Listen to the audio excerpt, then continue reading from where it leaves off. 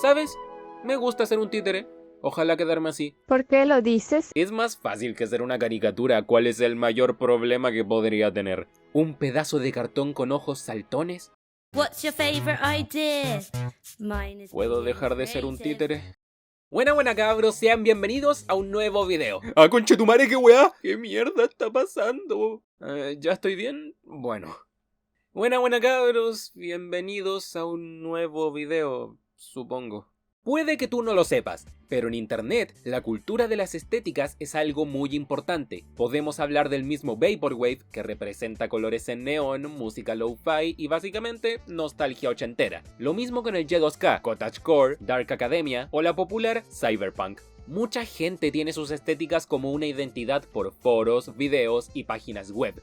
Y es un fenómeno netamente creativo. Pero lo que nos trae aquí al día de hoy son tres estéticas clave, que son tanto responsables de muchas obras como directa consecuencia de las mismas. Estas son Kidcore, Weirdcore y el terror análogo. Principalmente ligada a la nostalgia es todo el contenido infantil de los años 90 y 2000. Piensa en Backyardigans, Rugrats, Plaza Sésamo, todas esas series y contenidos de la época entran dentro del Kidcore.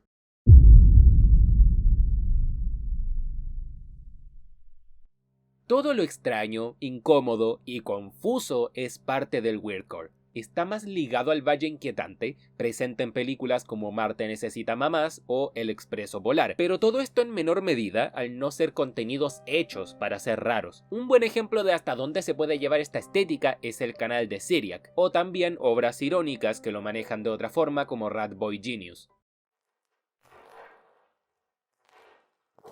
Es un subgénero del terror digital, imitando la estética de las cintas VHS y otros formatos populares de los años 70 u 80. Mandela Catalog, Gemini Home Entertainment y los Backrooms son ejemplos populares de esta estética. También destacar que muchas veces estas estéticas se mezclan entre sí, o directamente una propuesta completamente opuesta a una puede caer bajo la misma definición en estética. Exacto, muchas de las obras que hemos consumido son consecuencia directa de este fenómeno del internet, y ahí es donde quería llegar, porque existe una serie que incluye terror análogo, es en gran parte weirdcore y a su vez corrompe el kidcore. Así es, hablo de Don't Hug Me, I'm Scared. Esta serie es un directo derivado de lo que son los fenómenos de internet. Becky Sloan, Joe Pilling y Baker Terry son los creadores de la misma. Y como un usuario de hace muchos años de plataformas como Newgrounds, no puedo evitar pensar que ellos vienen del mismo lugar. Salad Fingers es un ejemplo de una de las posibles influencias al momento de crear este proyecto creativo. Y no es único si nos referimos al concepto. Cada vez es más popular el querer presentar un proyecto de terror con estética infantil, tanto que tiene su propio género llamado Mascot Horror. Pero esta serie es distinta, tanto en la misma estética, concepto, como el universo que lo rodea. Va más allá de ser simplemente shock barato para muchas personas, y es más tratado como un terror psicológico. O tal vez no. Se ha mantenido en debate durante toda su transmisión si esta serie es una comedia o no, principalmente con su primera temporada, porque es una serie que trae la sátira común con una presentación completamente distinta, y ayuda mucho más el hecho de que estos videos ni estén marcados para mayores de 18 por YouTube. Miras el primer capítulo y ves toda esta estética infantil, el kidcore, pero tarde o temprano, en cada capítulo, esto mismo se corrompe, deja de ser agradable, empieza a ser más turbio, y aquí el debate, ¿es simplemente edgy o existe un mensaje detrás? Vamos a revisar cada capítulo de manera rápida, no entraré en demasiados detalles todavía porque en sí todo tiene un significado y a la vez no. Es complicado, pero ya lo entenderán. En el primer episodio conocemos a los personajes. Red Guy es el más tranquilo y lógico, Duck es un señor pesado y llevado a sus ideas, y Yellow Guy, un niño extremadamente inocente, como es normal a esa edad. Aquí podemos rescatar varias cosas. La libreta canta a nuestros protagonistas sobre la creatividad, supuestamente enseñándoles a ser creativos, pero da malos ejemplos, como decir que el verde no es un color creativo, restringiendo a Yellow Guy con su pintura e ignorando lo dicho por Red Guy.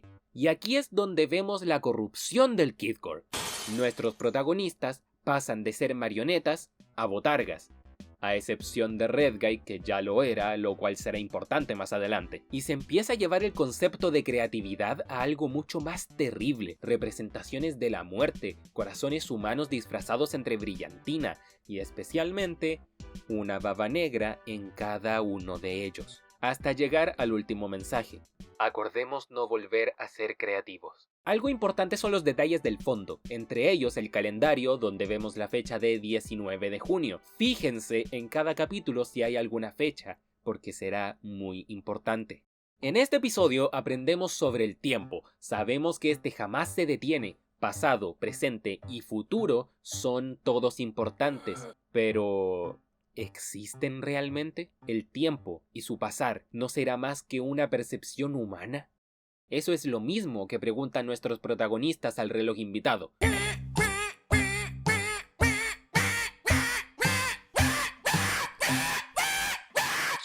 Empiezan a envejecer de forma terrible, se les cae la piel, se desfiguran hasta parecer unos monstruos. ¿Pero esto fue real?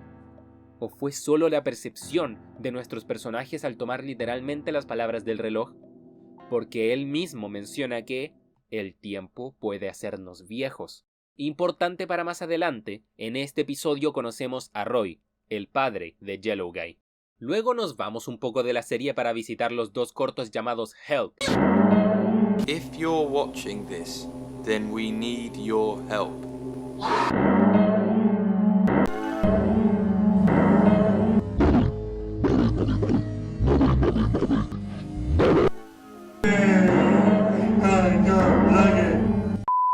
Que a grandes rasgos son simplemente publicidad para el crowdfunding de la serie, pero aún así, nuestros personajes aparecen secuestrados por dos figuras que no volvemos a ver. ¿Esto pasó o es solo un anuncio? Es una conversación bastante larga, por lo que iremos al tercer capítulo. Ahora nos encontramos en un picnic de pollo crudo. Es curioso que Doug sea el que más quiere comer este pollo. ¿No cuenta como canibalismo? Pero bueno. El tema es que, antes de comer, Doc mata a una mariposa pensando que era una abeja sobre el pollo, lo que pone triste a Yellowguy. Esto hace aparecer a un nuevo invitado para darle una lección, la mariposa del amor. Enseña que el amor está en todos lados, que todos podemos amar, y que, si nos falta algo, es el amor. Todos tenemos o tendremos a alguien especial. Pero esto no tarda en convertirse en un culto venerando a un supuesto ser divino en nombre del amor.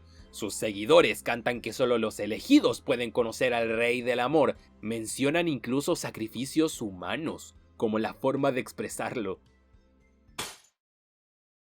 Sí, eso avanzó muy rápido. Al final, resulta que todo esto fue un sueño de Yellowguy, que despierta al ver que sus amigos le trajeron un huevo.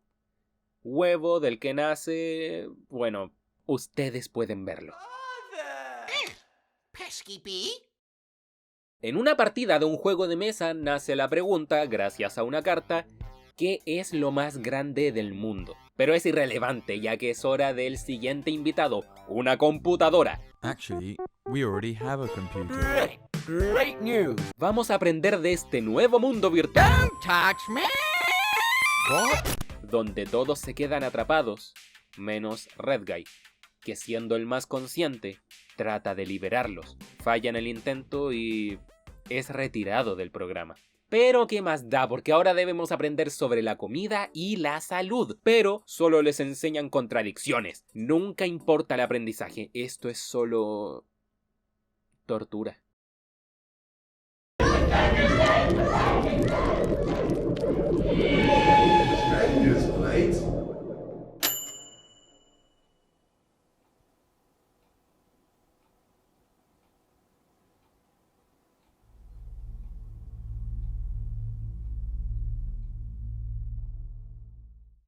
Ok, antes de contarles el final de la serie, quiero repasar unos puntos con ustedes. Para empezar, ¿qué sucede aquí? Esto no es ni remotamente normal. Simplemente vemos situaciones al azar, ¿no? Pues no. Empecemos con una de las primeras cosas que notamos al momento de ver la serie. 19 de junio. ¿Qué pasó en esta fecha? En todos los capítulos vemos la misma. Podemos ver en cartones de leche que nuestros protagonistas están desaparecidos y que desaparecieron un 19 de junio. ¿Puede que todo ocurra en un mismo día? ¿O el tiempo simplemente no avanza? ¿Tal vez los capítulos estén distanciados un año cada uno? Recuerden el cuestionamiento del capítulo 2. El tiempo es solo una idea humana. O tal vez solo para ellos no existe el tiempo. Porque recordemos el primer episodio. ¿Quién fue el único en no cambiar de forma cuando todo se corrompió? Red Guy. ¿Quién fue el único que no cayó dentro del mundo virtual? Red Guy. Por eso digo que este es el personaje más consciente. Tal vez sea el más reciente en este mundo, no lo sabemos, porque el tiempo no transcurre, o lo hace de una manera muy distinta. ¿Por qué nuestros tres protagonistas, Yellow Guy, Red Guy y Duck, tienen distintas edades? ¿Cómo son mejores amigos teniendo esta diferencia tan marcada? Pues, en teoría, es que en realidad los tres protagonistas no representan distintas etapas de la vida, sino que envejecen con tiempos diferentes. El más rápido es Duck, luego Red Guy y finalmente Yellow Guy, quien envejece más lento. Siendo también el único que tiene un miembro de su familia en esta realidad, su padre, Roy, pero ya llegaremos a eso. Yellow Guy está solo, está triste, sus dos amigos se fueron, y tal vez nunca más los vuelva a ver. Pero no hay tiempo para estar tristes, porque la lámpara debe enseñar sobre los sueños. Pero no, Yellow Guy no quiere, está harto de las canciones, harto del aprendizaje. Mientras tanto, Red Guy tiene una vida normal, rodeado de gente como él en una oficina, pero no está contento, necesita a sus amigos. Por lo mismo, intenta salir del status quo que lo aqueja, pero su micrófono se convierte en una marioneta, lo que lo devuelve al lugar del que escapó en primer lugar. Esto también nos da bastante que pensar. Puede que las personas que si quieren salir del status quo ya establecido terminen en este lugar. Tal vez Red Guy, Yellow Guy y Duck se intentaron salir de este mismo status quo. Puede ser. Pero volviendo al capítulo, en este lugar mucho más oscuro, donde no están sus amigos, solo está el padre de Yellow Guy, Roy. ¿Es él el responsable de todo? ¿Por qué tortura a su hijo y a sus amigos? No existe una respuesta definitiva, pero Roy es fácilmente una figura autoritaria al ser el padre de uno de nuestros protagonistas. Tal vez él creó este mundo, no lo sabemos, pero no hay tiempo para más respuestas, porque Red Guy desconecta el aparato que lleva a todos los invitados al programa, reseteando todo, finalmente avanzando al 20 de junio. Ok, hay que ver con detenimiento este final. Podemos observar que todos nuestros personajes pasaron a ser de su color favorito expresado en el primer capítulo. ¿Es un final feliz? Lo dudo, porque apenas entramos aquí la libreta vuelve. Todo empezó una vez más. Aquí es donde entra la importancia de Roy. Si lo notamos, él siempre está detrás de todo. Tengo la teoría de que no es en realidad el padre de Yellow Guy, es simplemente un director. ¿Y a qué me refiero? Esto es un programa televisivo. Tiene el formato, el tiempo no avanza porque se trata de mantener un status quo. Y cada tanto podemos ver que todo esto es un set. Consideren Don't Hug Me, I'm Scared como una especie de Truman Show. ¿A qué me refiero? Pues Red Guy, Yellow Guy y Duck no saben que viven en un show televisivo. Para ellos todo es real.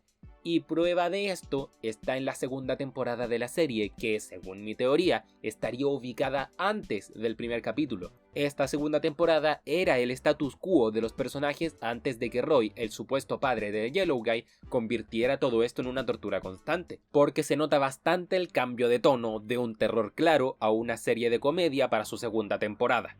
Ahora, ¿por qué cambian de color al final? Pues, pese a que esto sea un programa televisivo, puede ser toda la realidad que ellos tengan, o sea que si se reinicia el show, se reinicia su realidad. Podríamos considerar el mundo en el que estaba Red Guy con un montón de Red Guys como el mundo real, y el mundo de Don't Hug Me, I'm Scared, esta realidad ficticia que se reinició después de que Red Guy desconectara el dispositivo.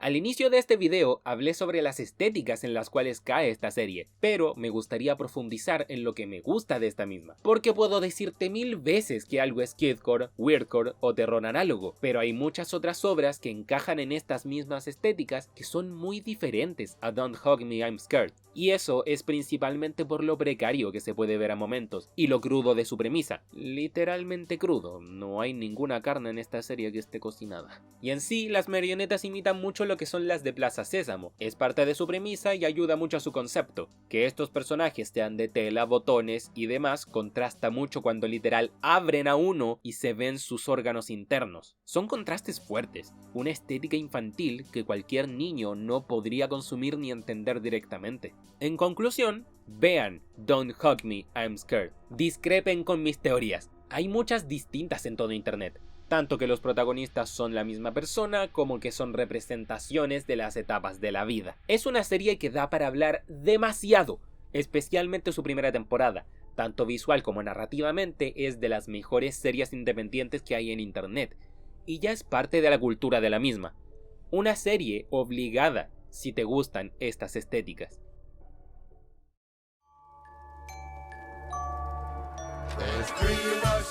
There's three of us, look closely you will see. There's three of us, just three of us. There's him and you and me. And every day we all hang out to find out what we talk about. And every day's a new surprise When you're learning with us guys, and we live in an actual nightmare. There's three of us, just three of us three.